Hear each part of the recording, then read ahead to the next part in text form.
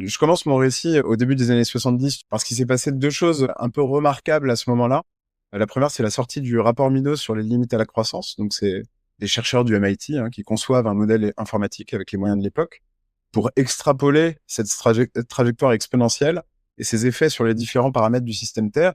Et leur conclusion, pour résumer, c'est qu'il n'existe aucun scénario où cette croissance, cette accélération peut se poursuivre à l'infini sans s'effondrer à un moment ou à un autre du XXIe siècle. En conclusion, vouloir accélérer sur cette trajectoire, c'est une impasse.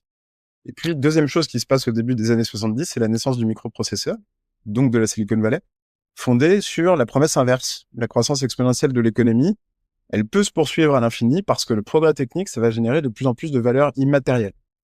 Donc, pas d'impact sur le système Terre.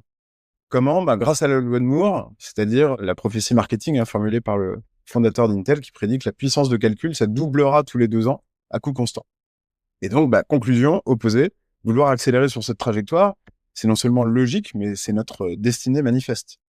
Et donc, on a déjà à l'époque un début de divorce entre le progrès technique et le progrès scientifique. D'un côté, on transforme le monde de plus en plus vite et on se dit que c'est le propre de l'homme. Et de l'autre, on comprend de mieux en mieux les effets délétères de cette transformation et on se dit que c'est aussi le propre de l'homme de comprendre un peu le monde dans lequel on vit.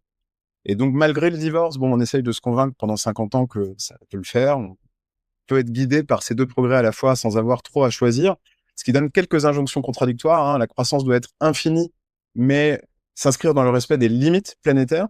L'accélération technologique est inéluctable, mais elle doit être régulée par les pouvoirs publics. Or, aujourd'hui, ma lecture, c'est que ces contradictions, elles sont devenues intenables. D'ailleurs, Elon Musk, Peter Thiel et consorts sont les premiers à le savoir. Et on est donc voué à choisir ce qui doit primer entre la technique et la connaissance. Si c'est la technique, faut accélérer. Si c'est la connaissance, faut atterrir.